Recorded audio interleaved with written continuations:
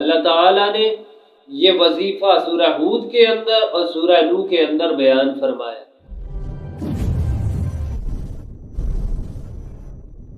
اعوذ باللہ من الشیطان الرجیم، بسم اللہ الرحمن الرحیم۔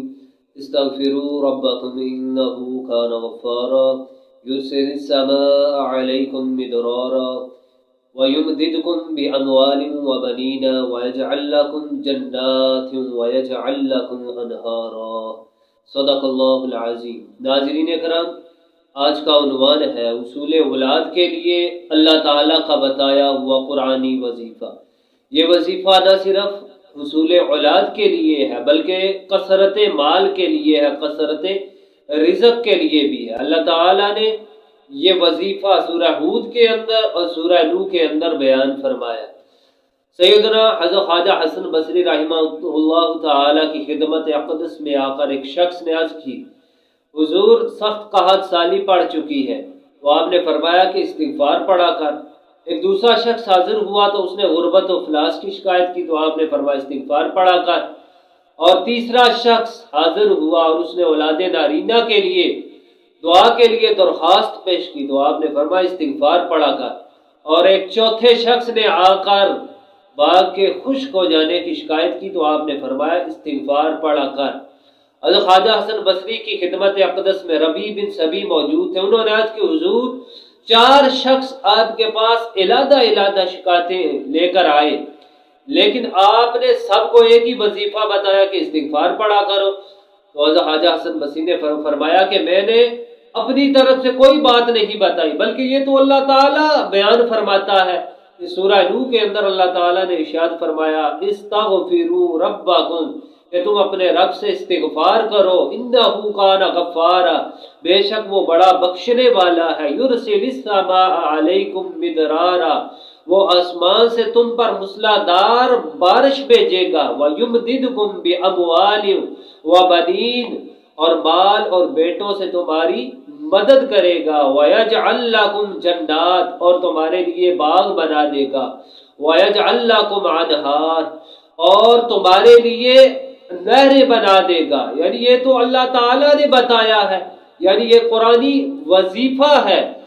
یہ کثرت مال کے لیے اور حصول اولاد کے لیے قرآنی وظیفہ یعنی استغفار، یہ اللہ تعالیٰ نے بتایا۔ جو بندہ استغفار پڑھتا ہے اللہ تعالیٰ اس پر بڑا ہی کرم فرما دیتا ہے۔ سیدنا حضرت امام حسن رضی اللہ تعالی عنہ ایک مرتبہ حضرت امیر معاویہ رضی اللہ تعالی عنہ کے پاس تشریف لے گئے، تو حضرت امیر معاویہ رضی اللہ تعالی عنہ کے ایک غلام نے حضرت امام حسن کی بارگاہ اقدس میں عرض کی، حضور میں ایک مالدار شخص ہوں لیکن میرے ہاں کوئی اولاد نہیں، آپ مجھے کوئی ایسا وظیفہ بتائیں کہ اللہ تعالیٰ مجھے اولاد عطا فرمائے۔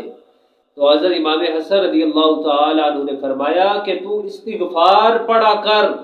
اس شخص نے اس وظیفے کو اپنا لیا، وہ کثرت کے ساتھ استغفار پڑھنے لگا، یہاں تک کہ وہ ہر دن 700 مرتبہ استغفار پڑھا کرتا۔